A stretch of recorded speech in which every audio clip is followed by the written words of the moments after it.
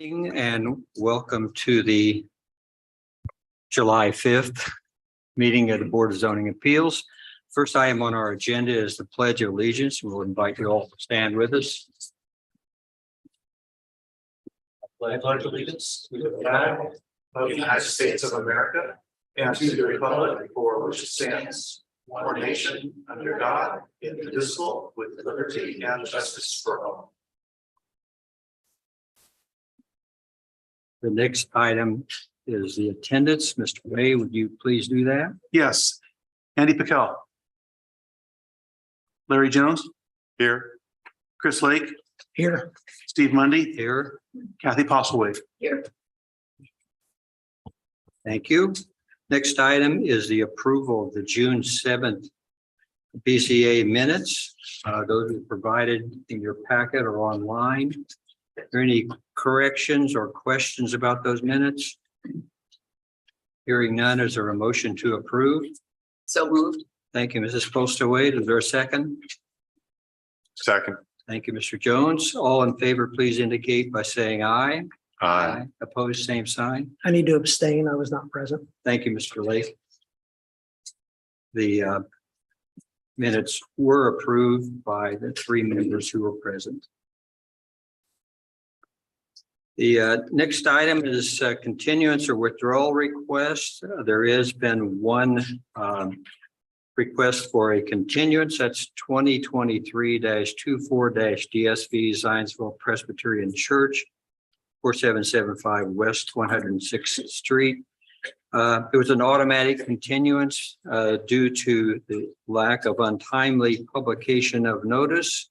So we ask council that we need to approve that formally. If there's any questions about that, ask now. If there are no questions, I would entertain a motion to continue that to the August 2nd meeting. So moved. Thank you, Mr. Lake. Is there a second? Second. Thank you, Mrs. Postlethwaite. All those in favor of continuance to the August 2nd meeting indicate by saying aye. Aye. Opposed, same sign. It will be continued. Thank you.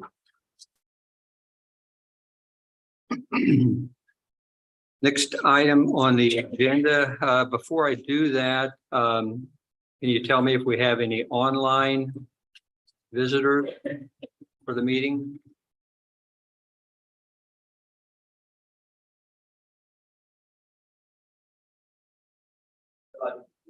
None. If we have any, and if there are any who wish to speak, if you just let me know. Thank you. The next item on the agenda then is docket number 2023-11-DSV M. Hollis 1550 Pete Dye Ridge, Zionsville, Indiana. Petitioner requests a continuance from May 3rd and then again in June 7th. The petition is for a development standard variance to decrease the rear setback to provide for a swimming pool in the Holiday Farms planned unit development. Staff, could we have your report, please? Jonah, if you could get my screen. Oh, awesome. Thank you. Just to follow up from the when this petition was previously heard at the May 3rd BZA meeting, it was continued because the BZA members, you all requested to confirm the accuracy of the approved plot plan versus the submitted site plan for the pool. There are some inaccuracies there. Since that, staff has not received any additional exhibits explaining that position. Going to the specifics of the petition, you'll see the aerial here. The petitioner is currently constructing a single family residence, which has been permitted, and are requesting to construct an in-ground swimming pool, which would encroach into the 30-foot minimum rear setback line. The request is for the pool to go 23.5 feet into the rear yard, with the pool itself being 25.5 feet from the rear property line. There's a photo of the proposed site plan.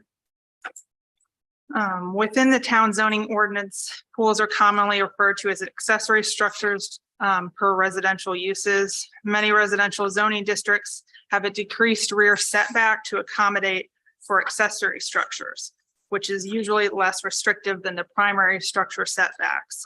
However, in the Holiday Farms PUD, there's no accommodations to allow for accessory structures to encroach further into the rear setbacks. All rear setbacks are the same, whether it's for a primary residence, pool, detached accessory structure, patio, deck, etc. It is staff's opinion that the strict application of the PUD does not result in an unnecessary hardship in the use of the property. The site is not unique or provide any unusual circumstance of the condition of the site.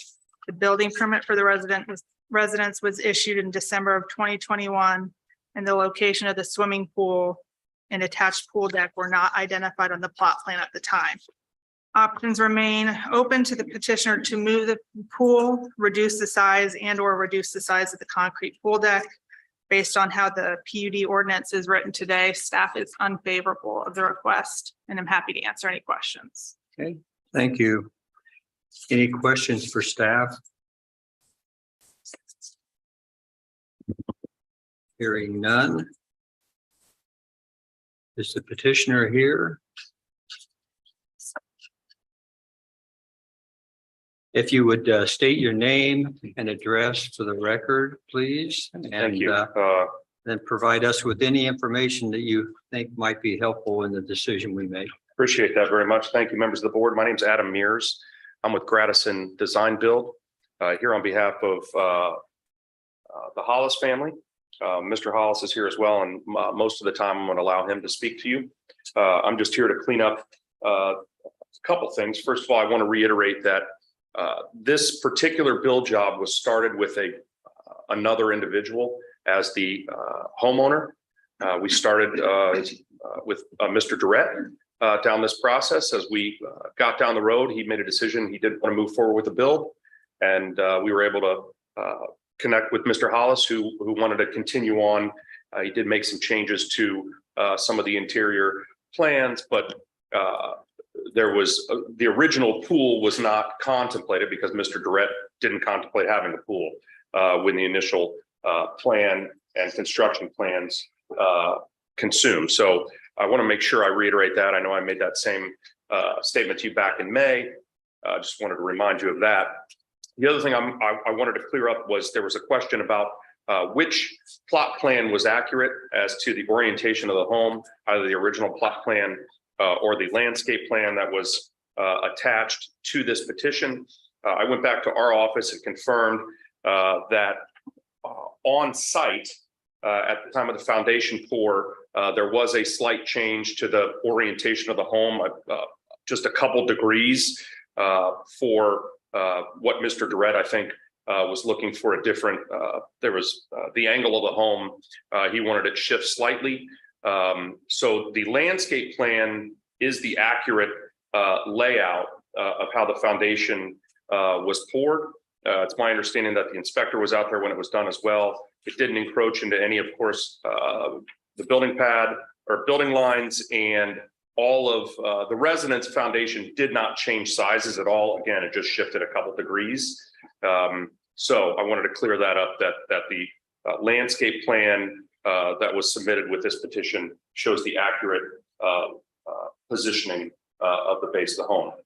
With that, I'm going to turn it over to Mr. Hollis to allow him to speak on his petition, and appreciate your time. Thank you. If we could, Mr. Gradison. Yeah. It was Gradison. I know that. Mears. It's okay. I'm with Okay, Gradison. You're with Gradison. Sure. Okay. So I just wanted to be certain then that the request that's been made in the petition in terms of the encroachment into the setback is accurate. Correct. Okay. That I is have a correct. question regarding that. You actually have two plans that have two different hardscape layouts. The one that has the actual dimensions on it, which I think show the 5 foot dimension, is the, I believe, the accurate hardscape plan. The ones that I'm looking at are exactly the same. One of them has more landscaping shown on it, Yeah, but ours are not the same. One has a fireplace that goes out past the covered porch and one does not. I don't show. Take a look at this, Mark. This is the one I don't show. Okay, you may not have the most recent one. There would be no fireplace past the covered porch, so. So it is the 5 foot though encroachment. Yeah, there's no fire pit that goes beyond there. Go ahead. If I could ask you to state your name and address, please. Sure. It's Mark Hollis, 2713 Benmore Court, Zionsville. Thanks to the board. Appreciate you continuing this matter. Sorry I wasn't able to attend the original meeting. And thanks for your service to the town of Zionsville. I appreciate that. My wife and I have been residents here since 2006. And as Adam explained, we purchased this home from the worked with Gradison and the original owner of the home, who was under construction at the time we purchased it, and really liked the location and the site, and really was very attractive to us. But we, when we purchased the home, there were a couple of conditions we had that we discussed with Gradison in terms of the condition of our purchase. And one was we wanted to make sure the home could accommodate a pool. We have a pool now, which we've enjoyed for quite some time. And we wanted to make sure they could put 3 bedrooms upstairs. So that was a condition of us coming to this into this deal with Gradison. And we worked with the developer out there at Holiday Farms, Hinkie Development, to get them to acknowledge that they were comfortable with the pool being built on the property. So kind of fast forward to now, what I would disagree that the pool can be moved in a different location. It's tough to see on this this property here. It's maybe a little bit easier to see on the map you had up earlier, but one of the unique features of this home is that the back of the home, the windows, both the kitchen and the main living room, are all covered with windows and glass sliding doors that all open to have an opening out to the back porch. So you actually don't step down, you walk out to a living area that basically brings the outdoor of the home to the indoors. And there's not a lot of room back there in terms of that, in terms of where we're planning to build the pool. So to put that pool closer to the home, I don't think is really feasible. It really kind of constrict our ability to take advantage of that attractive feature of the home. And really constrain the pool within that area. I'm not sure it's, could probably put in a smaller pool potentially, but I think it'd be fairly challenging just given the way that site's laid out to take that pool, which is already a small pool to begin with. It's 10 by 20. It's not a large pool, and try to move that closer. Another alternative would be to put the pool off to the other side of the home where you see some of the woods over there and kind of the tip of the triangle on the left, which really isn't an attractive option for us either. So I would respectfully disagree that it's something that can be moved to a different location. I guess I'll stop there and happy to address any questions. Questions for the petitioner? I have one. If when you said some of the requirements were, 1, it needed to accommodate a pool, and 2, the 3 bedrooms upstairs. Were you aware at that time that the pool would encroach into the setback? So at that time, I was not aware that the pool would encroach into the setback. I did, because we didn't know we were going to put the pool at that point. We had talked about potentially putting the pool off to the side there. We did know there was a setback line, and that if there was to be a pool built in that area, we'd probably have to get approval for it through the developer and also the town. We also were aware that another pool had been built in Holiday Farms that was into that setback, so we thought that wouldn't be necessarily a big issue potentially if we had to deal with it down the road. Thank you. Any other questions? Have you looked at rotating the pool so that it is parallel to the setback line? Yeah, we've drawn up some different things. It's not a big space back there, and really would be up against the home. That whole back of the house, between even going off into the covered porch, it's all glass doors that open. So I get it. yeah. It just there are other alternatives to put the pool in there, and what you've portrayed doesn't create a hardship. And that's our challenge is we can approve it if it creates a hardship. You being able to not get more value out of it, which was what was stated in the petition, isn't a hardship relative to granting a variance. So we'd like to see you have your pool. I'd like to see you have your pool. I don't want to speak for everybody else, but I'm just stuck on granting something that's not necessarily a hardship. And I think the difference between a hardship and an inconvenience is what we're talking about here. It's Sure. inconvenient that there is the setback. I'm curious, Mr. Muir, the question for you. You are the design and build entity here. Were you aware of the 30-foot setback at the back of that lot at the time you had the discussion about putting a pool in as one of the commitments for his buying this house? I personally was not really involved in those discussions. I know Mr. Hollis worked with a landscape firm as well that did this layout. Gradison didn't necessarily do the pool design and layout. And yes, of course, we were aware that there was a setback line. It's every, it's been in the plat since day one. So certainly we were aware of that. Correct. Well, we've certainly seen a number of petitioners asking for this variance, having the same issue that you're describing. Sure. And I think the one that was granted primarily, my memory serves me. It's because already there under was- construction. We There haven't was an granted, error that was Oh, made. Yeah, that one Never was mind. already under construction. It was an error in issuing the permit. Right. Sure. I've heard about that since just through Yeah. kind of the grapevine. I mean, at So I'd the core, appreciate that. the issue is that the strict application of the terms of the zoning ordinance, would result in an unnecessary hardship. And there is no unnecessary hardship. It's entirely self-inflicted. All I hear here is just a lack of due diligence. This is a substantial lot. There would be plenty of room to place that home on it if it had been oriented different. And the fact that someone failed to, run through all the options they might want to have is not, it's not a hardship. It's an inconvenience. It's a lack of planning, but it's not a hardship. Well, I appreciate your opinion. Hardship's subjective, I think, and I'm not here to, it's hard for me with a straight face to say not having a pool is a hardship, but everybody's got different circumstances. And I can tell you, we have a pool. We've had one since 2015, and I've got 3 daughters, and we've had a lot of memories made around that pool that are good times for us with family and friends. My daughter is on the Zionsville swim club team. She likes to use the pool. I like to use the pool to exercise. So for us, it's kind of a lifestyle thing. So, think about if you had a tennis court and you were now told you could build a pickleball court instead of a tennis court in your backyard. So it is something that gives us a lot of joy and happiness. This is really kind of our dream home. It's the most substantial investment that we've ever made. We're really excited about it.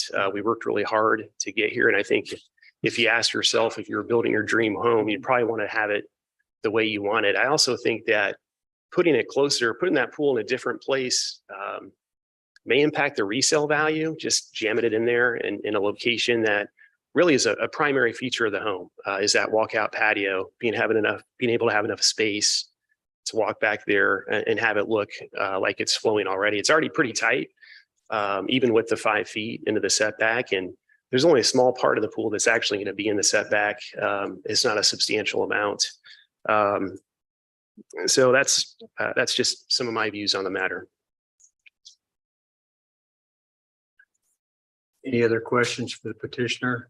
Well, I don't know what recourse, given that there are a sizable number of petitioners that we've seen. Perhaps it's in a conversation one has with the developer about that ordinance and that PUD and having that changed. So, there'd be some process, and I'm not the expert in that by any means, but given that there's a certain level of dissatisfaction, it seems, then that might be a recourse to be able to make a change that would accommodate what you're talking about. Yeah, fair enough. we're mid-build right now, so we're already behind in terms of getting this going. So it's going to cost me more money to go back to the drawing board. I don't know how long that process will take. I did watch some of the video you had with some of the other folks that came in, and look, I get it. It's hard for you to probably say no to them and say yes to us, but I think you have to look at each individual circumstance as you do. And if you look at the area we have, and one of the primary features of this home, we just don't have the space to put it a lot closer. So I do think it may be somewhat unique in that regard. I think that, you know, a lot of the setback line out there at Holiday Farms is 25 feet. We're at 30. We'll be at 25 feet once this is built. And, you know, to go back through and try to get approvals through Hinkie Development and the Housing Association, I don't know how long that would take. But I know it'd be a lot more costly for us if we can't get this pool constructed in conjunction with the construction of the home, which is happening right now. So we got to kind of pull the trigger on things here the next really 30 days, make a decision on which way we want to go, with all due respect. I think part of what Mrs. Postlewaite was referring to was that these are Holiday Farms rules. We are enforcing their rules. They are different than some of those throughout much of the rest of the town, but that's their choice, not ours. And while I know that I can appreciate how you would feel that this is a unique situation for us, it is one where I think it's difficult to, and hardships are always, the distinction between a hardship and an inconvenience or a nuisance varies with the person making that decision. But for us, it's, I think, going to be very difficult to feel comfortable that this is an unnecessary hardship if it's denied. I mean, I just on the PDF drew over top the pool, rotated it to be parallel with the property line, slid it back in. And if you take your square table with 4 chairs and your 2 lounge chairs and flip them, I mean, everything fits fine. In one corner of the pool is 5 foot closer to your house and the other corner is not. I mean, it fits. That's the problem. It's not that it doesn't fit. It may not fit the way you want it to fit, but it fits. And so if it fits and there's not a hardship, that's where I think our challenge is. Yeah, I'd have to take a look at what you're looking at. I think we've looked at some different ways to flip it. It's problematic if it's too close to the back of the home. I know that's a challenge. So that's challenging, but you know, look, I'm not an expert in real estate. And you know, to me, if you look at, you say Holiday Farms hasn't, you know, these are their rules. Well, the developer, the housing association, and let me tell you, if there's anybody that really cares about what's happening at Holiday Farms, it is the developer. They're very meticulous about anything you do within that development. And they're saying it's okay to build 5 feet into the setback. So if you're talking about the rules, I think they've looked at these plans very carefully and have talked to 6 or 7 different homeowners now and said, we can do 5 feet. To me, it seems very reasonable for all of us here to decide that's acceptable. Now we can go through, you know, hoops and try to whatever you have to do, new surveys, plans, et cetera. But that could take a lot of expense in several months. We're not infringing on any neighbors. You know, if you look at Zillow Maps, which I did, you can see a lot of the homes are actually being built and have structures closer to the golf course than we are. So it's just challenging to me from a resource person's perspective to understand why this is such a big deal. The challenge is if the developer wanted that to be the case, he should have put that in what ultimately became our zoning code. And he didn't. And by doing that, we then add hardscape, an area that wasn't designed to be hardscape. And so the stormwater system then isn't designed to handle the runoff from everybody that starts to build into all of these setbacks. And so if the developer thinks that that's truly the case, he's more than welcome to petition to have that PUD changed and do the stormwater calculations to show that, in fact, his system's set up to do that. But if we start approving these, there's this cascading effect that then could happen with the stormwater that is unintended. And, you know, we're following the code that was enacted, you know, when he established the criteria, basically.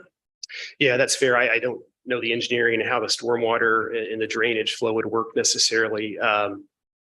I mean, it seems that, you do grant some exceptions to others in terms of building in certain areas. I don't know how you make those decisions.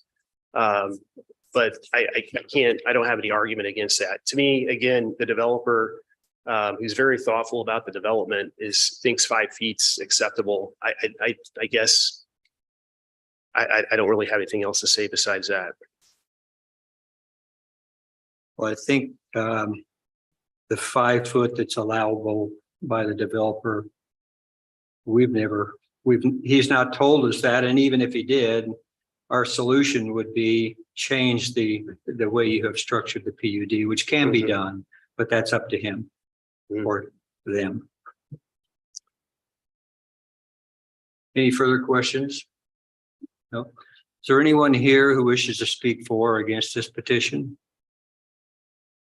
Any online? No. Okay. Any further discussion on the board? On a motion, We will need a motion, yes. I move the docket 2023-11-DSV Development Standards Variance to provide for a deviation of the rear yard setback to 23.5 feet for the construction of a swimming pool and concrete deck for the property located at 10550 Pete Dye Ridge in the Holiday Farms Plan Unit Development be denied as presented and described. Thank you, Mr. Jones. Is there a second? Second. Thank you, Mrs. Postaway. All those in favor, please indicate by saying aye. Aye. Opposed, same sign. Thank you. And we will conclude with the finding of facts at the August meeting. Thank you, sir. Thank you. Can I ask a staff question pseudo related to this? Sure. When a home is being built and the orientation of the home is changed, what is required relative to that permit? Does anything have to be resubmitted to the town to show that the house no longer matches the orientation that was on the original site plan? Most typically, sir, the permit would be amended. Okay. So that is most certainly something that I would investigate. Only hearing this now, certainly would investigate where that statement is coming from. Because our inspectors are very diligent about amending those permits. I was just curious what that process was. And it's typical that the inspector would check the orientation and the location of the home. I have no doubt that he's understanding of where that house should be on the lot. They're pretty good. But it's also a difficult read if you're looking at dirt Yeah, depending on where you're at. On the site. and if there's no adjoining property built, True. I was just curious because I mean, noticing that last time, it could have easily just been a mistake on somebody's part, but to know that it was intentionally changed, I just didn't know for the town's record what that appropriate process is. So That is How many exactly degrees what was it? happened. Do you know? I mean, it was, I don't know, the back corner was probably 5 foot off from Yeah. where it was supposed to be. If they're moving the location of the house, that paperwork should have been filed. Okay. Thank you. The next item on the agenda is docket number 2023-18-DSV, J. Clark at 145 North Main Street, Zionsville.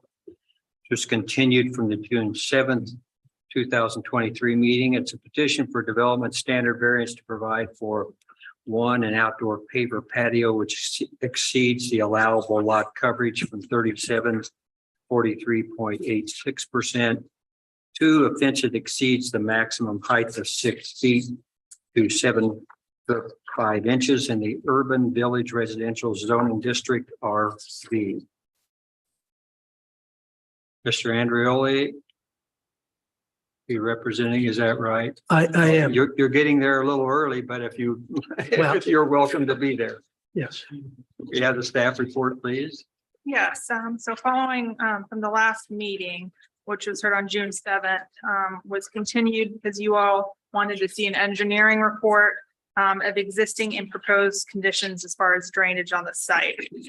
The petitioner has provided the report, which is in your packet, along with the supplemental narrative that was provided today regarding the dry well. As reading the drainage report, it notes that there is an inlet on the southeast corner of the property to be constructed, as well as landscape stone in place of the existing mulch on the south side. Staff would suggest, if the BZA recommends approval, that these two items be a condition of approval. Further, it may be of interest to want more information on the type of inlet being installed. Now, going back to the petition request, the petitioner is requesting to construct a patio in which would increase the lot coverage to 43.86%. The current RV zoning district allows for 35% with 2% bonus for pervious materials such as pavers. The request of the proposed improvements is so associated with the patio and RV is not uncommon.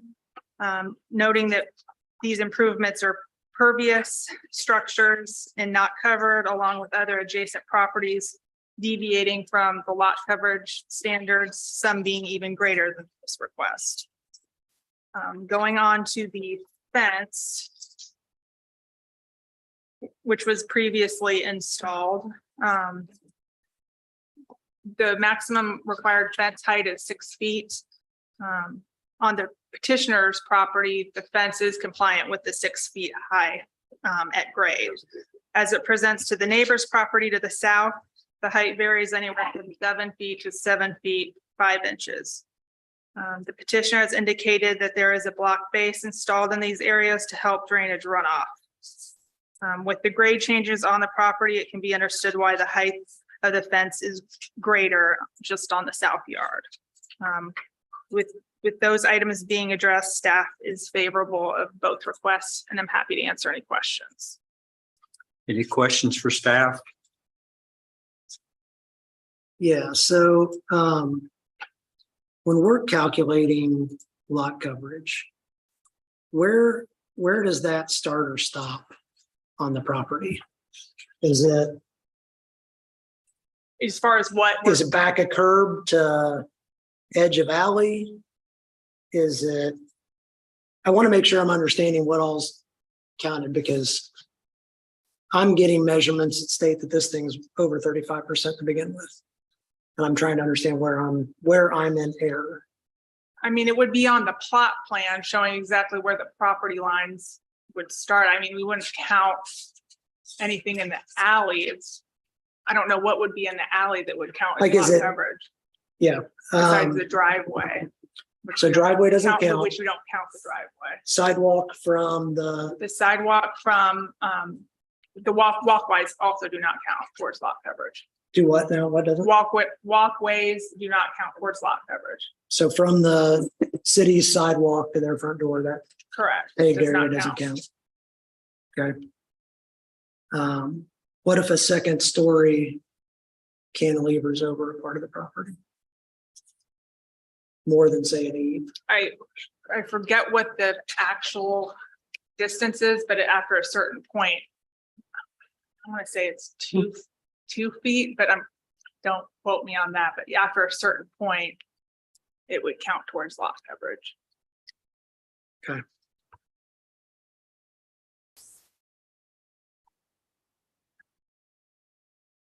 You're looking at, I just keep coming up with like 36%, which is already over the coverage. It's only 1%, but I'm just trying to understand.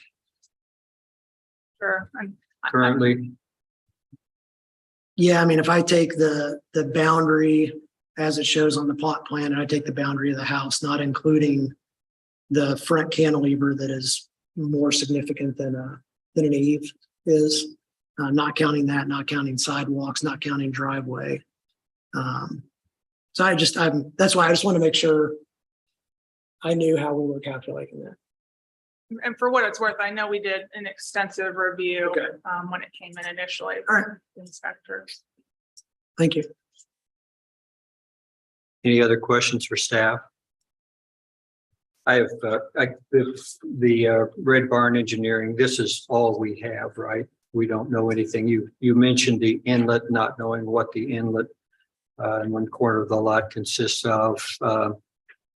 I assume that it is, from reading this, it is permissible to empty those French drains at the sidewalk.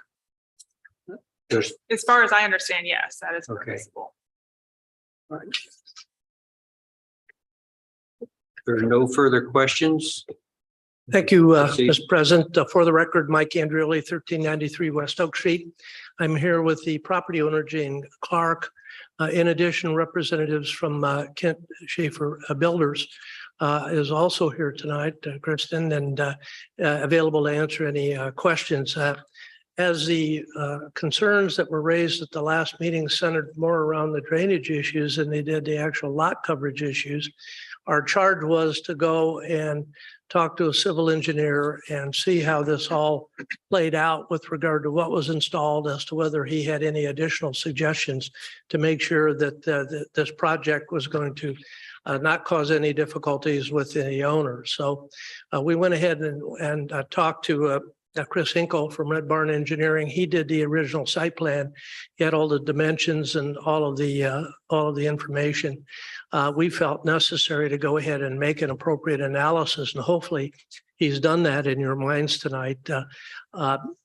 One of the things that we submitted, I think as late as today, was a similar version of the drainage narrative that he had originally prepared.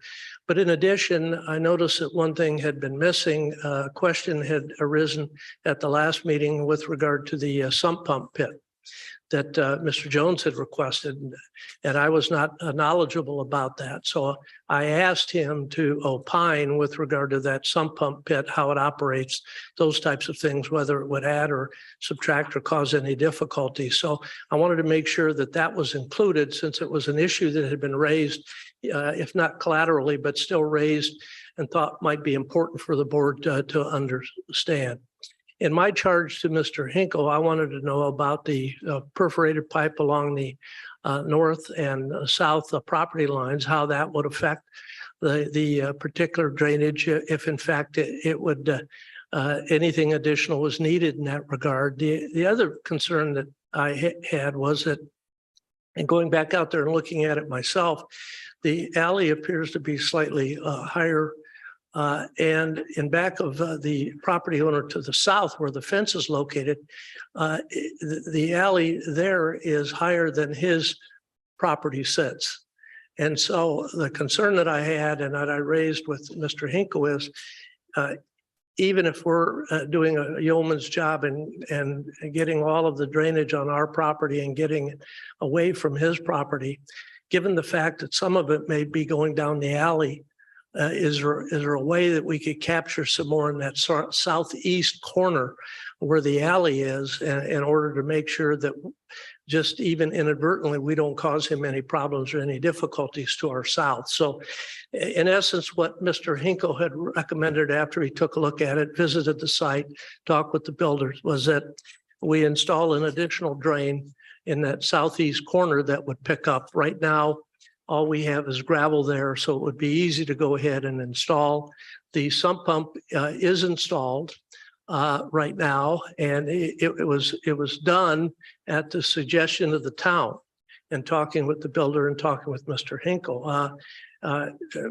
Schaefer Construction has done a number of houses in the village and elsewhere in the greater confines of Zionsville over the years, 30 years building. They've never done one of these pits in the village or anywhere else, but it was a suggestion. And I suspect, although we've not talked with anybody at the town building inspector's office, probably was a suggestion because we have a full basement, and that not all of the properties along Main Street may have full basements. So that was a suggestion that was made, that is installed. It is meant to capture any sump pump water that we pump out into that particular basin without shooting it out into the yard or anything else. It would find its way particularly in anybody else's property but our own. So, and then it will meter it out. And I also asked Mr. Hinkle, and contained in his letter, if those two could coexist. In other words, where he was wanting to put the additional drain to pick up and into that perforated pipe and out, whether that would cause any problem with the sump and vice versa. And he seemed to indicate they'd be in different areas and it would not cause any problem. So At this particular point in time, he's provided you with the letter. He's got his engineering stamp on there. I'll be happy to answer any questions or any other concerns that may be raised. But at this particular point, we've done all we can do from a drainage standpoint to make sure that the drainage is going to work, talk with our engineer to make sure it's going to work, be open to any other suggestions that you might have. But at this point, that's what he's telling us is going to be a workable solution to the drainage in the particular area. And I know that there's another lot coverage issue north on Main Street coming up after this one. I don't know if there's similar issues or not, but I know with regard to ours, those issues were raised legitimately by the homeowners. And we think now we have an engineering report that seems to suggest and does suggest that this is not going to cause any problems or difficulties with regard to drainage. I might also make note that Jane had gone out there during the several tours that we had received over the weekend and didn't appear that there were any difficulties on either the property to the north or south, and took a look, has a video of that. But at this particular point, we're not going to put that in, but it went out and did look at that to make sure there weren't any problems or difficulties with regard to that this last weekend. Thank you. Be happy to answer any questions that you have. Thank you, Mr. Andreoli. Any questions, Commissioner Representative? I just want to confirm what you just said, Mr. Andreoli. So did Red Barn Engineering do the original site plan and drainage plan for this house? Yeah. I don't know. Can the recording equipment catch the conversation? Thank you. We'll give you a clip on mic the next time. Mr. Andreoli. Mr. Hinkle was involved along with the builder in preparing one of the original site plans. My apologies. And if you look at the site plan itself, you'll see Mr. Hinkle's name on it and attached to it. It may have been the original I see building something from Home Builder Services. Is there something else? Well, he was on there. In fact, I think it was on the one that you showed me with that sump up, Mr. Jones, that I wasn't aware of, that we took a look at. And that's why we decided to contact him. All I'm finding is one from the Home Builder Services. I don't see Mr. Hinkle listed on here. Hold on. Does anybody You else have a better find answer this? to that? You want to answer that? State your name and your address so you can answer Mr. Jones's question. Kristen Hale, 7725 West Oak Street, Zionsville. So Mr. Hinkle's stamp is on the original plot plan. Home Builder Services is the one that draws it, and then Mr. Hinkle approves it. So if you look on the original plot plan, it should be the same stamp. So at the time that he did the original plot plan, did he design a stormwater retention system for this property? Yes, so I mean, he's the one that gets with the drainage department at Zionsville and makes sure everything is approved. The question is, at the time, did he design a stormwater retention system for the property? I believe so. Then where's that? Where's that document? Question, Mr. Jones? What I'm looking for is the stamped set of stormwater retention drawings that Mr. Hinkle, what you're saying, created prior to this house being constructed. Well, I don't think we did any stormwater detention drawings. In fact, I'm not sure that there's been stormwater detention drawings for any house in the village. In my Yeah. experience, I thought you wanted us to have an engineer look over the plans. Maybe I misunderstood and I would apologize. But he's basically did some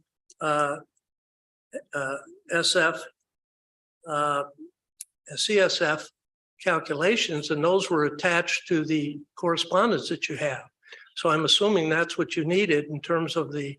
No, what the document that he provided explains is that the 4-inch French drains either side of the property have the capacity to carry the additional water off of the proposed patio. We But don't what have it's a not French drain. telling us We is have where two does that water go? perforated pipes. Where does That the is a water French go? drain. Pardon? That is a French drain. That is the When French it drain. is enclosed in rock, that is a French drain. It's wrapped in pipe, it's wrapped in fabric and then encased in. That's a French drain. That's a French drain. Yes. The two, but the problem is, even in the letter you provided us today, it talks about these drain pipes daylighting to a location behind the sidewalk. And I've checked and they don't, what they do is the pipe itself is probably 2 feet below grade. And there is a opening on the top and there's a little green cap on it. But when you daylight a French drain, you're taking it to a storm sewer, to a drainage ditch, to a creek. Daylight means that whatever water is collected in the French drain is free to run to daylight.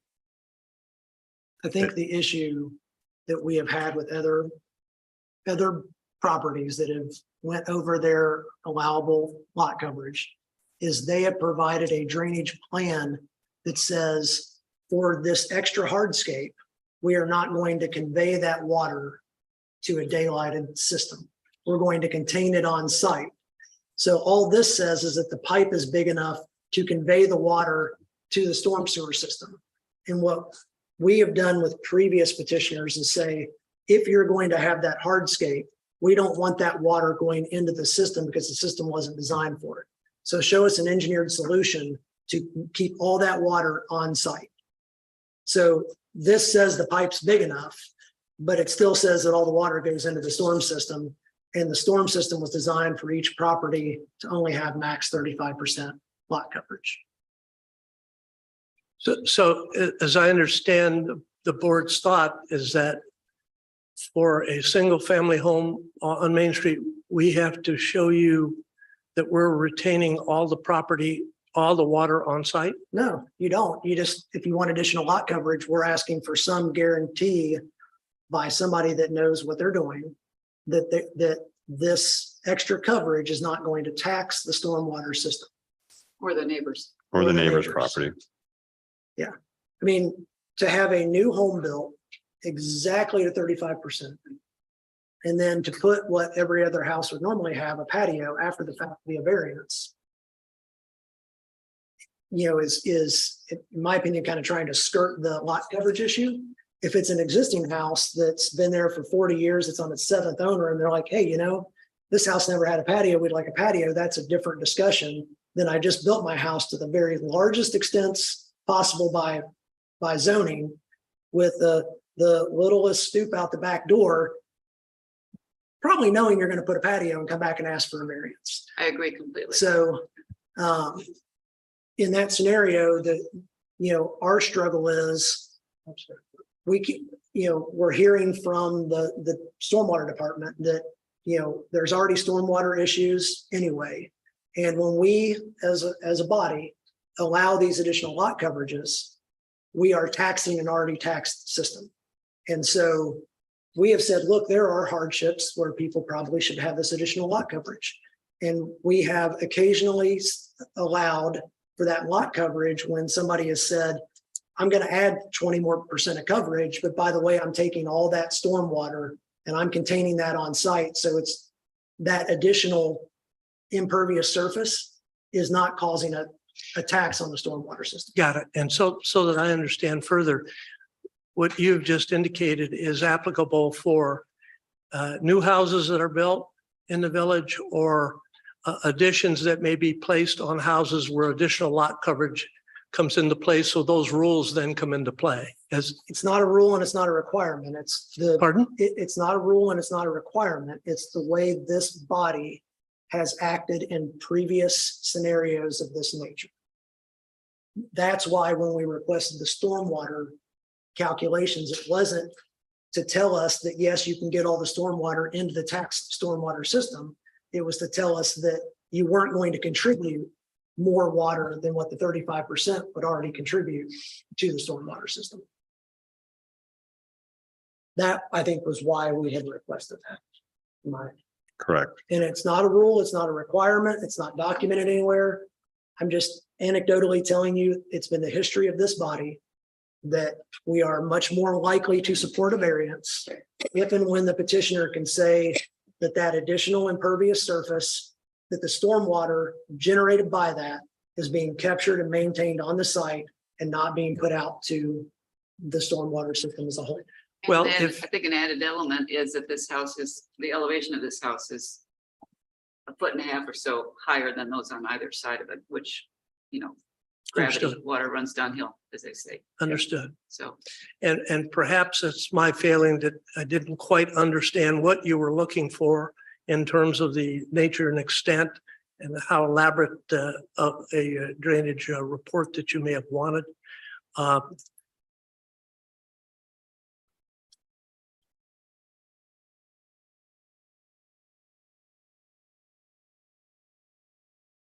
One minute, if I may.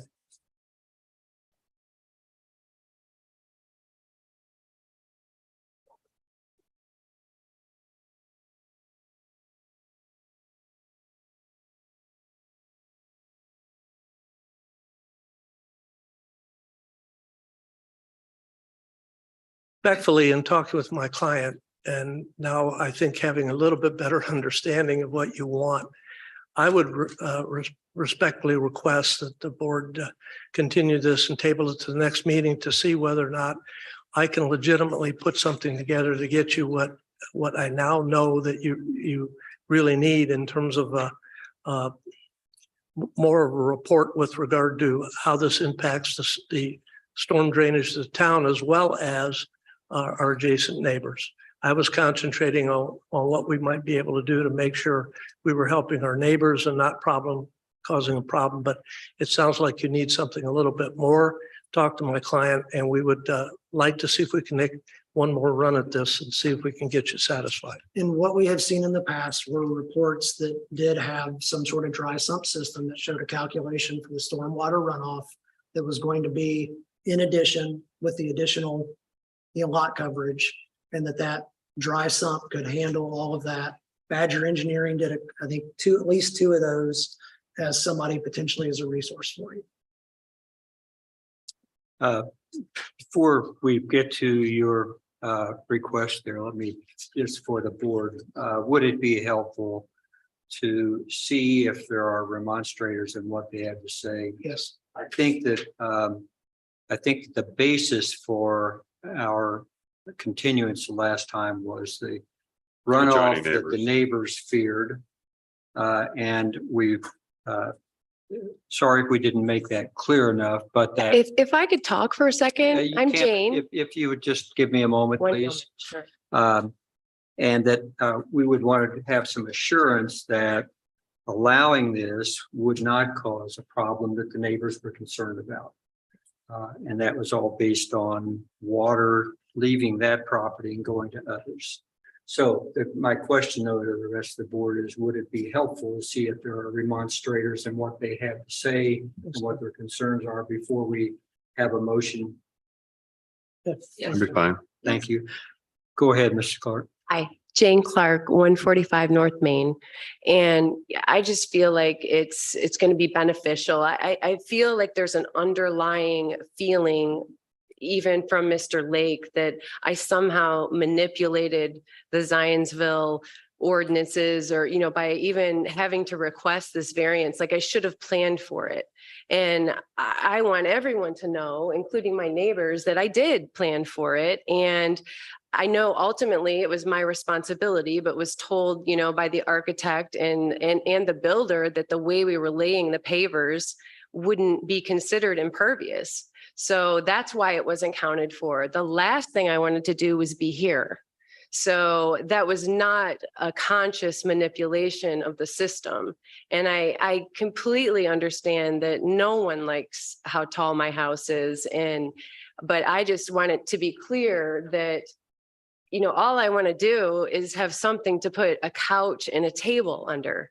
And, I did purchase the pavers not knowing that they wouldn't be approved, but I mean, shoot, at this point I can get over it. It's just like, this is just a lot for I just feel like, I've led the letters of remonstrance and there was no clear manipulation of this system. The last thing I wanted to do was waste anyone's time or even be here. So, and I'm sorry that people don't like the house. And I do think that that's an underlying, issue here. And, I did my best to make the house fit in. And, this is just, I just wanted to say this. I know Mike doesn't think it has any bearing, but the other, and from the last meeting, had we known that that's what you wanted, that's what would have been installed and on this report.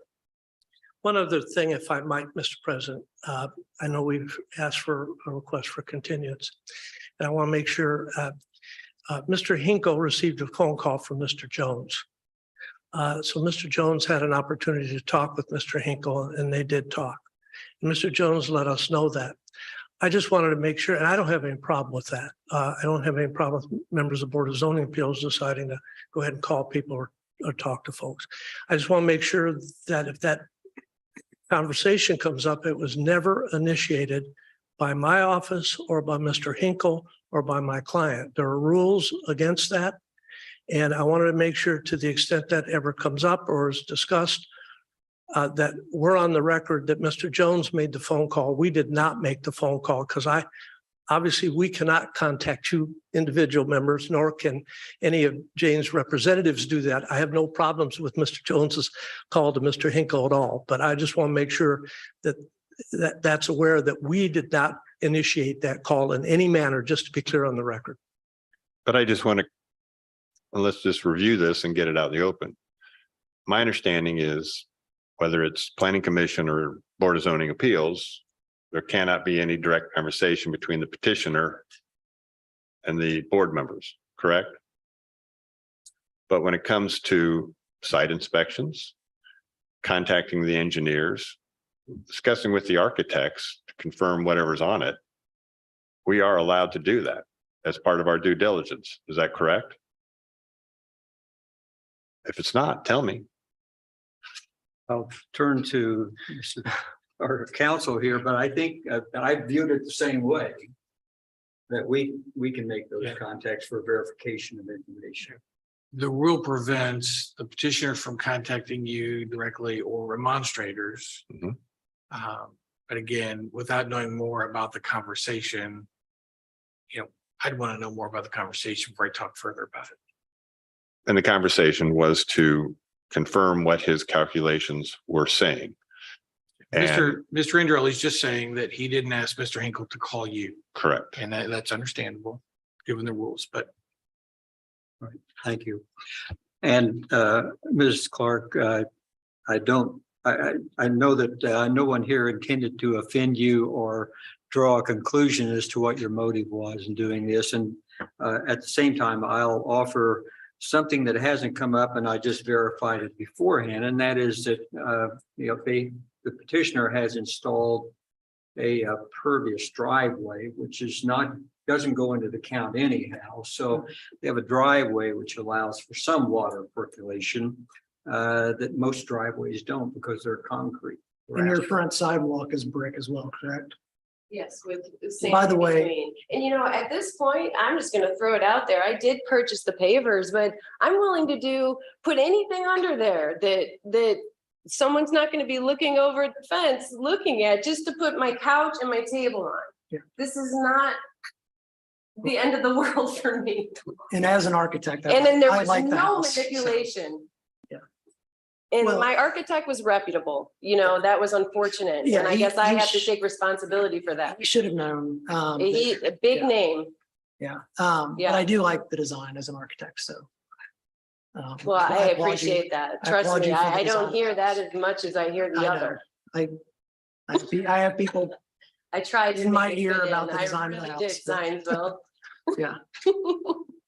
The other thing I'll assure you of, and that is that I don't believe anyone on this board is judging your request in this petition because of the house, the way it looks, the size, or anything else. That's not our role. I don't think anyone on this council is. I appreciate that, but I do think I know there are others. Well, And you know, it is what it is, but you know, like I said, the only thing, you know, I know that Mike wants me to request a continuance and, you know, we're trying to get this done, but you know, I'm also paying Mike and, you know, this is just gonna be not it's gonna be financially stupid at this point. I mean, I'm just gonna tell you what I'm thinking, you know. I just wanna put my table and my couch on something. No manipulation. Okay. That's all I've got for you today. Thank you, Mrs. Clark. Are there any here who wish to speak for or against this? And if you've been dissuaded, if you're here for that purpose and been dissuaded, I'd encourage you to let this board at least know what you're thinking or what your reasoning is. And if there are any online, we'd be happy to take theirs.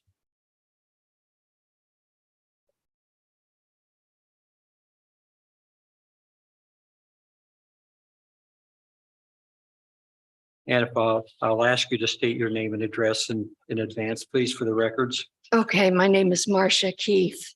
I'm at 7808 North Shiloh Road, Unionville, Indiana. And I'm speaking on behalf of my mother, Juanita Keith, who owns the property at 135 North Main. Basically, the questions I had in my letter that I sent today, those were my main questions. The picture that I sent, also it was not to show stormwater runoff per se, but just the fact that water does collect on that next door property, that property at 135. And the picture you sent was taken from your mother's side of the It was fence, taken is that by correct? Mr. Evans, my mother's renter. And he took it from the back side looking out toward Main Street.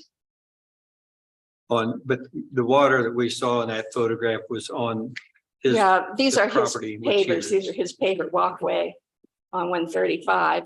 And I think that, you know, the property just kind of like that in this picture.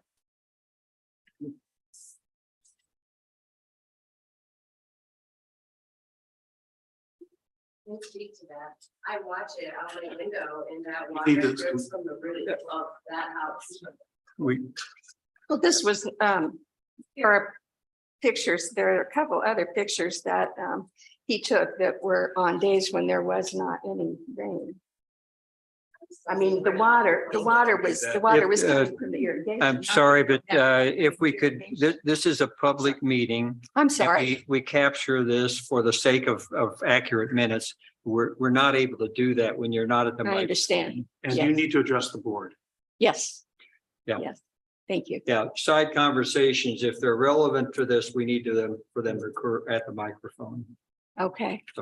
And I think your concerns were that, you know, any potential runoff that came onto the property that the renter is in next door, right? That's the main thing. There any others that wish to speak? And also for the board, there were two requests, one of which was the lot coverage, the other of which was the height of the fence. I don't believe at the last meeting there was any concern about the height. But if there is something else we should be asking the petitioner or the petitioner's representative to look into before we vote on a continuance, now would be the time to do that. Well, I do have a question regarding the fence, because it seems to me that the height of the fence was because of pavers that had placed under the fence, were placed under the fence to keep water from running under the fence and washing out mulch.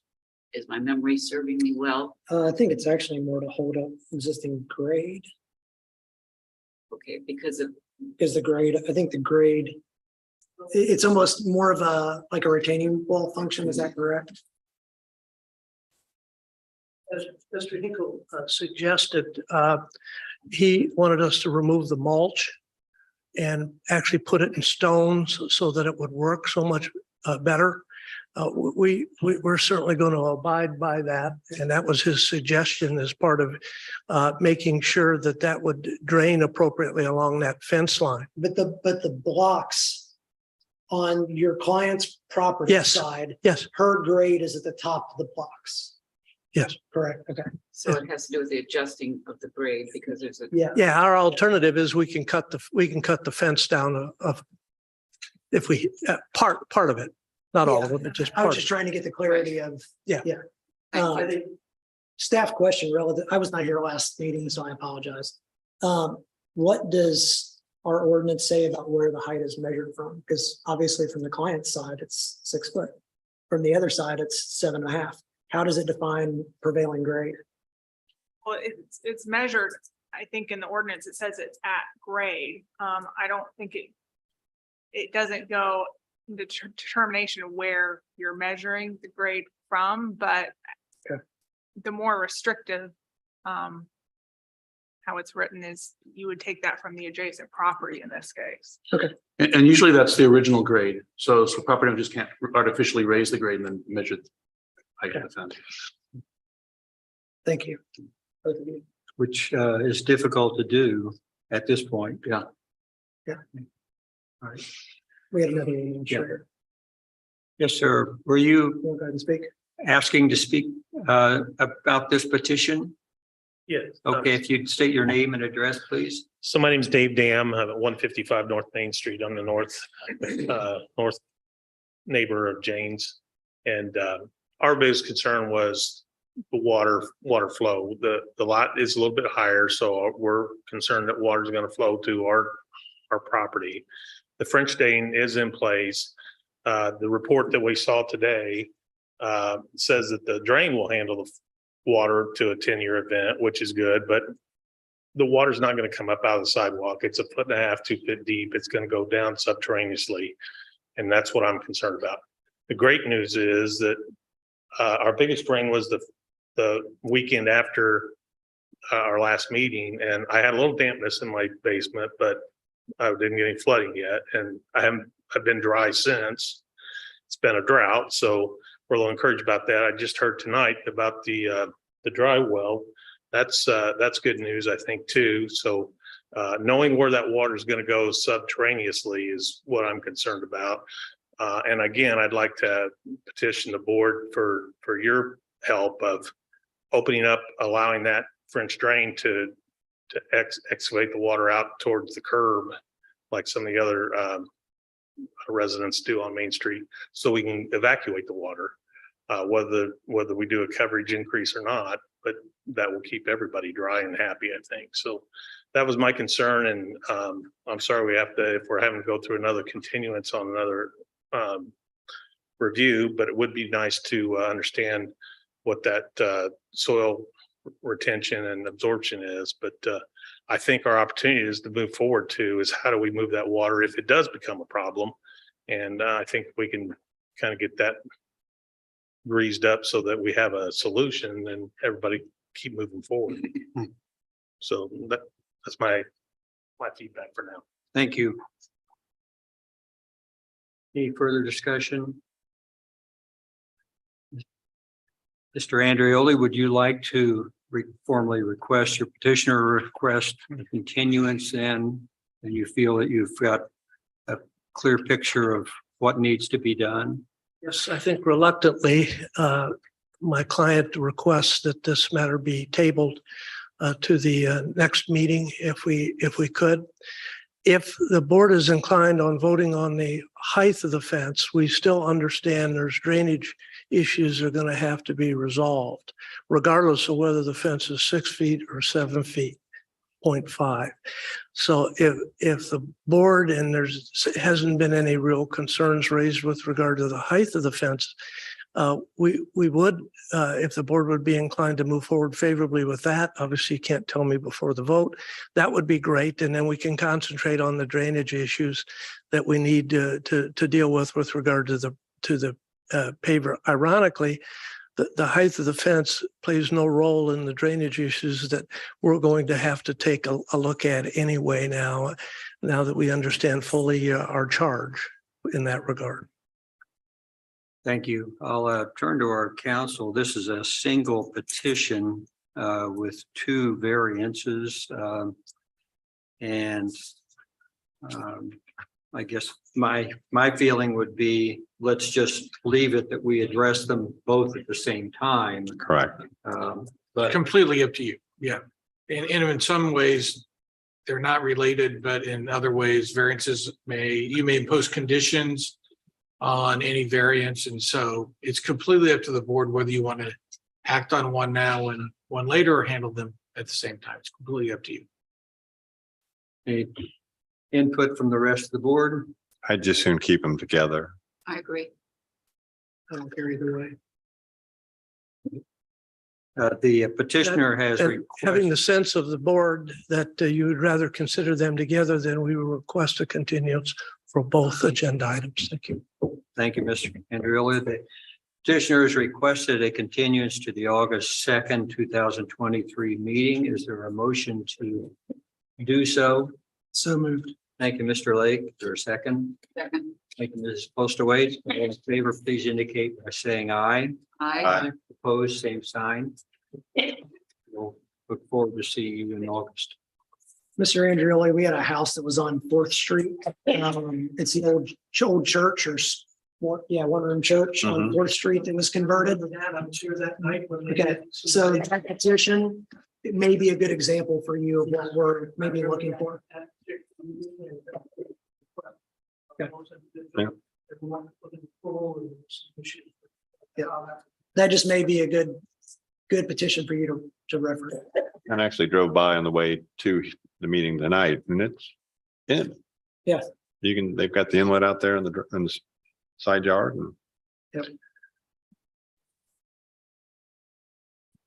The next item is docket number 2023-25-DSV M Trammell at 240 North Main Street, Zionsville. Petition for a development standard variance to provide for a paver patio, covered pavilion and fireplace, which one exceeds the lot coverage from 35% plus a 2% increase for pervious materials to 42%. And 2 deviates from the side yard setback of 5 feet to 18 inches.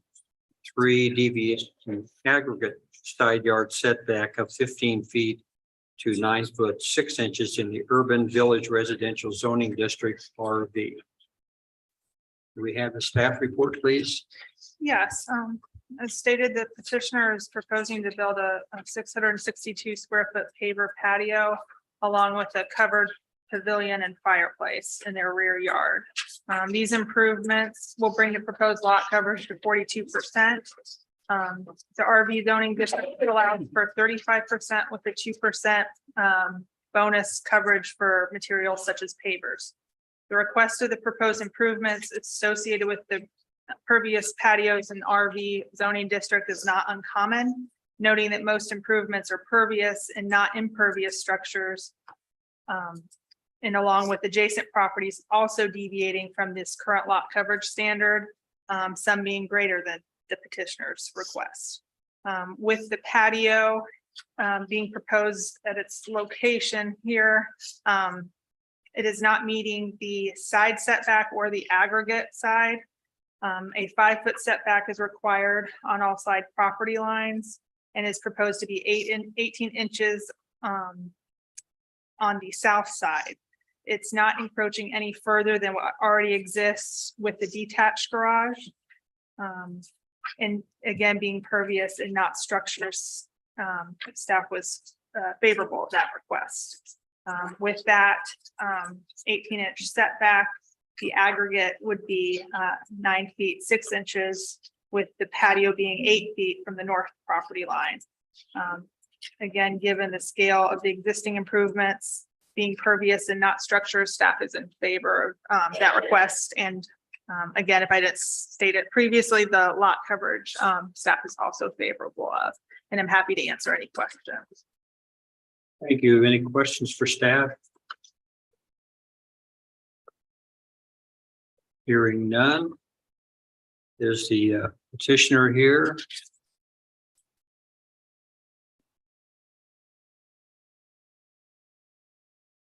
And if you would state your name and address for the record, please, and then tell us what you think we should know before we consider this. My name's Kayla Trammell, 240 North Main Street. I'm Matt Trammell, 240 North Main Street as well. You can raise that up a little bit. We won't have to have you I'm stoop. used to going like this at work. So I'll start. We have lived in Zionsville since 2018. And then I actually own a business down here as well. So I own Radiant Skin right on Main Street. And so when we moved up here and then I moved my business, I just loved the area. And so I'm right on Main Street with my village, in the village. And then so we're like, we want to live down here. We just love it, love the community. It's just so cute.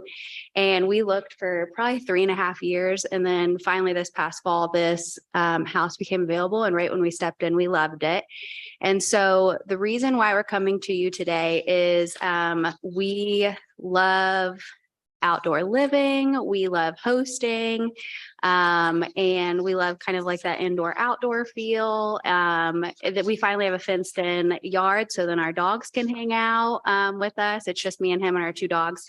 And so for me, I think the biggest thing is like, I walk to work and I walk home from work. So the biggest thing that I would love with this is like to come home after work, hang out with him, hang out with our dogs, enjoy a nice like patio and fire pit in the fall, and just I love it. And the covered areas, because one, the biggest thing for me is I own a skincare business, so I want to be out of the sun. But that's why we want to kind of do a covered area. But that's kind of my biggest thing. Yeah. So one other thing to add, Yeah. I have a big family, and obviously with our tiny, like, what is it, under 1,100 square foot house, doesn't accommodate a lot of people. So it'd be nice to be able to host them outside. Like with my family, we easily have 20 people at a given time. This past weekend, we actually had people over for the 4th. Our little patio has like a table of 4. So we had to get lawn chairs, that kind of thing. It was fine, but obviously for comfort, we would like a larger area in order to host people. I think in the packet, there should be something with neighbors support. I want to talk about that. We had our neighbors over. We invited them to our home just to give them the idea of the plans and the drainage plan, all that good stuff. And they were all supportive of it. Yeah, that's kind of it, I guess. We're open to questions. Okay, thank you. I'll ask one question. We do have the list of mostly neighbors. There was one though that was on Bloor Lane, and I wondered do they own property near you? They were or- the previous owners of the property. They're the ones that did Oh. the extensive remodel with the drains and all that good stuff. So they wanted to show their support Okay, as well. Just a curiosity that sometimes means that the person owns a rental property next to you or something Oh, no. like that, but that's the former owners. Yeah. Okay. Any other questions for the petitioner? I was trying to figure out, were the pictures that are included in here, the ones that you're talking about representing the French drain and stuff, the drains that were put in prior? Yeah. It was just showing the process of. Okay, because that looks like, okay. We're hitting a point where we need to clarify our terms. Because what I'm seeing, was there a basement added or? No, it was a cellar basement. Okay, They took the stairs out, and then while they were doing that, they added that drainage system. for they added the drainage system for that basement renovation. Correct. Yeah. And then they ran all the downspout drains into that? Is what you're No, saying? they ran them out into the yard. They're buried. Okay, Where do they daylight at? Mid yard.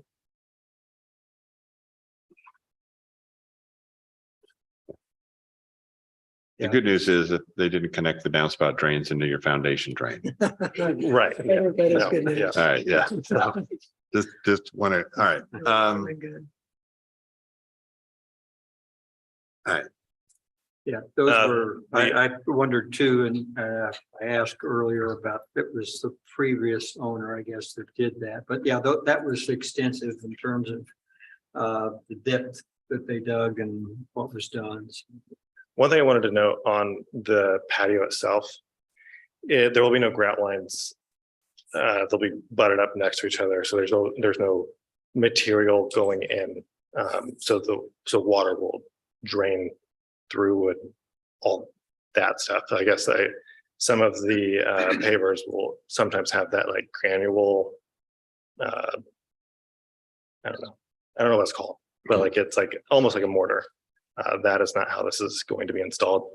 Our contractor has been doing this for 30 years, and that's the only material that he uses is the travertine marble. So it's permeable. It absorbs water. It goes into the gravel that it's going to be laying on. So It appears that the houses to the north and south of you, though, have been previously renovated or added on or new or whatever. So currently, though, your site, you're not having any water issues. it's super dry. Yeah. Like really dry. Well, I'll ask in the presence of maybe some other experts, but I didn't realize that travertine was pervious. I know that it can have holes in it, but at the same time, I've seen travertine, which appears to be solid stone. So permeability of travertine is something I don't know anything about, but without grout or without some kind of sand separation between pieces of travertine, I don't know how pervious that is. So I think what he's referring to is the fact that the travertine panels will be just pushed Dry out. together. Right. They probably will have sand brushed in between them. That's where the water is getting through.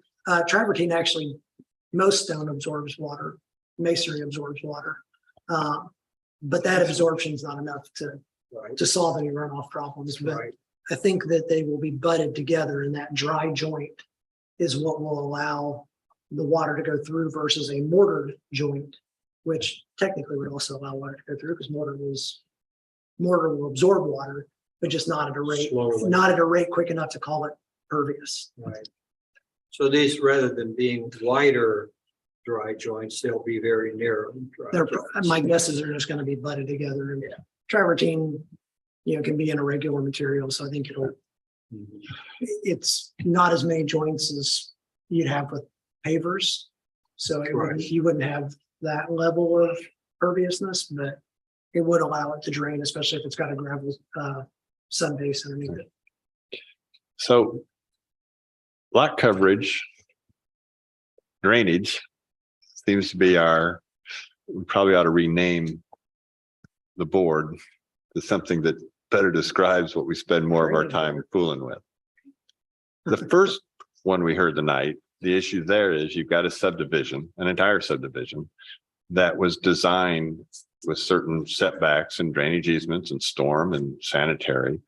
And there was actually sufficient space for someone to do whatever they wanted within certain boundaries. And the issue was they were choosing to try to go beyond those set boundaries. There were no lot coverage set, But set. I mean, in other words, they could cover as much of the lot as they wanted. Right. So there was no. with the PUD, the way it's written, as long as you stay within those building setback lines, you could concrete it from one edge to the other, correct? You wanted a 15,000 foot lot with a 14,000 foot concrete slab on it. You're allowed to do that the way that PUD is written. The second issue we're coming up with in the village is in trying to be uniform and consistent. The issue with the previous residents was trying to get clarification on what system was installed and how it was operating, because my core issue with the previous one is that what I am viewing in the field is different than how the narrative describes it, especially when it comes to the part about modified to daylight. Daylight is daylight. Daylight is a open ravine or some other physically where it goes out. And so what we're getting into is discussing now on-site retention systems. And then, although none of us are experts, what are we going to accept as a consistent presentation package so that we at least walk away with the belief that we have treated everyone equally as it comes to this situation regarding over the lot coverage ratio. And the lot coverage ratio and some of the terms about it are completely a little bit arbitrary, but at least we're being consistently arbitrary in how we enforce it. I'm not sure the petitioners are, make sure this discussion. I love it when I get the After attorney having to sat through the previous cover up and discussion. duck. All right, so Good points all, but I think Mrs. Poster, we probably hit it on the head here. The Trammels are probably not real interested in No, what we I- want to do with the board, other than. Right. I'd like to make a on break this for it, petition. actually. yeah. I could be wrong. So maybe public comment. So my question is, when it comes to these kind of proposals, what do we want to set as the standard for the information we want to receive in terms of how we're going to accept and deny these variances? My colleague said something this evening, which I found that resonated with me extremely well. And that is that typically we see these petitions, we see new construction in which a person has a blank, empty lot in which they do the design and can do, within the parameters of the ordinances, can do what they'd like. And then we have other petitioners who have purchased an older home in the village and are trying to update the home to make it livable in the 21st century. And I'm speaking for myself here. My tendency is to lean a little more towards those folks who are doing that second thing, the latter thing, because they are essentially they are contributing to the village, but they've also, they're not starting from zero, let's put it that way. And I think they deserve to have a little bit more flexibility in the lot coverage. It's not unreasonable to ask for a patio in the back of your home, particularly if you are taking steps, which if my reading is accurate, you are going to do with regard to the drainage on your property, thinking about your neighbors. Your neighbors you've made the effort to talk with your neighbors and they've all been very given their approval of what you're up to. So I guess I tend to lean favorably towards this. Yeah, and I do share that sentiment that there are two different starting cases, I think, for some of these. The previous petition, concerns me as well because it's elevated, so it's naturally going to shed water to its adjacent properties. It's called gravity. There's we don't have anything to fight that right now, so that's what's going to happen. In a scenario like this, I do agree. That they're trying to take the best advantage of an existing condition. They willingly bought, but they're trying to enjoy a similar amenity to neighbors. And I generally don't have an issue with that. I respect that position. I think, Larry, to your point, I think, we as a board have heard from our stormwater department their reason for their concern. And I think for me personally, if we don't try and consider that as we are evaluating these, are we really doing our job as a representative of the town of Zionsville?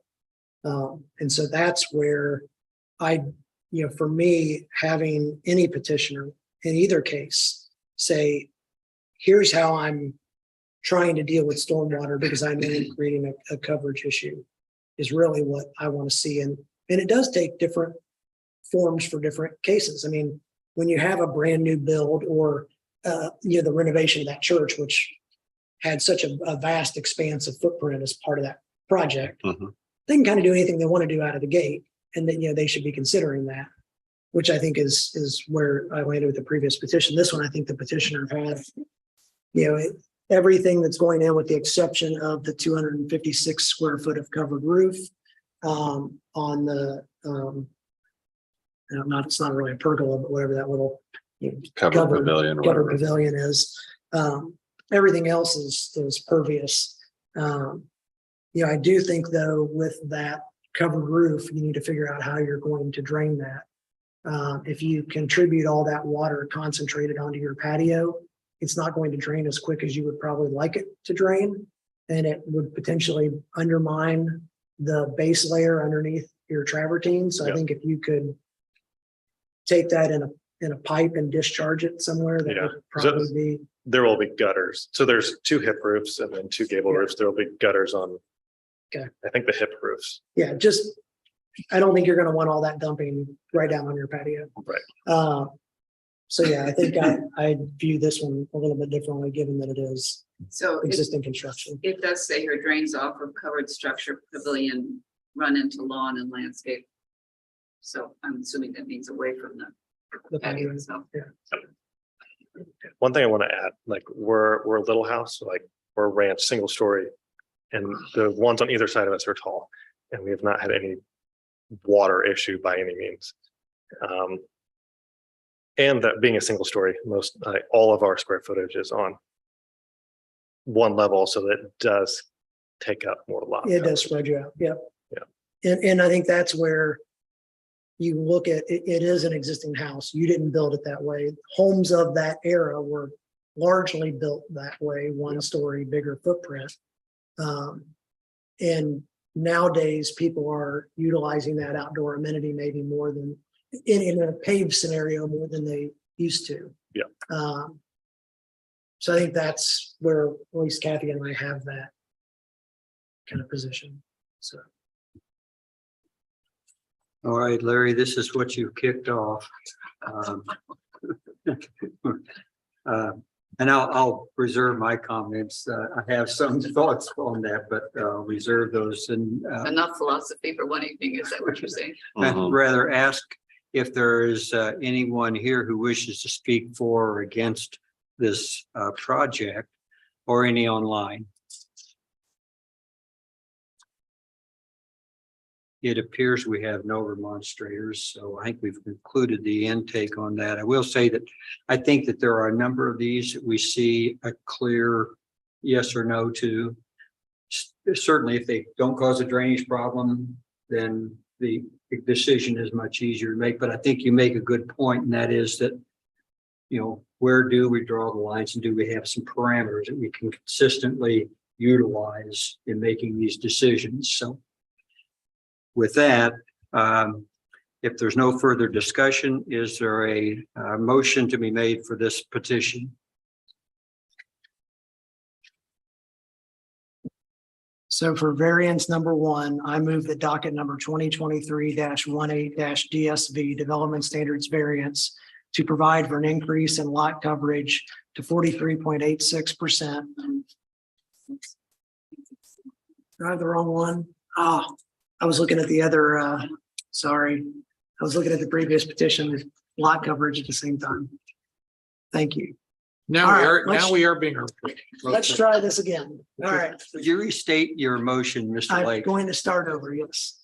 So variance number 1, I move the docket number 2023-25-DSV Development Standards Variance to provide for an increase in lot coverage to 42% for a paver patio, covered pavilion and fireplace at 240 North Main Street in the Urban Residential Village Zoning District R-V, be approved as presented and described based on the findings in the staff report and staff recommendations, submitted finding of fact, and substantial compliance with submitted site plans. Thank you, Mr. Lake. Is there a second? Second. Thank you, Mrs. Postaway. All in favor, please indicate by saying aye. Aye. Opposed, same sign. That variance is approved.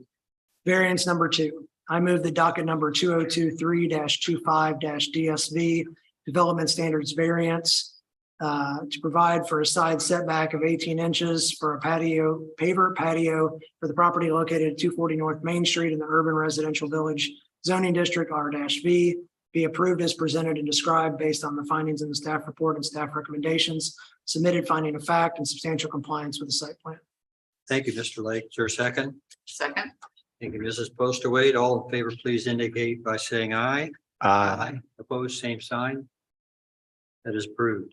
All right, variance number 3. I move that docket number 2023-25-DSV Development Standards Variance to provide for a deviation of the aggregate side yard setback to 9 foot 6 inches for the construction of a paver patio for the property located at 240 North Main Street in the Urban Residential Village Zoning District R-V be approved as presented and described based on the findings in the staff report and staff recommendations, submitted finding of fact and substantial compliance with the submitted site plans. Thank you, Mr. Lake. Is there a second? Second.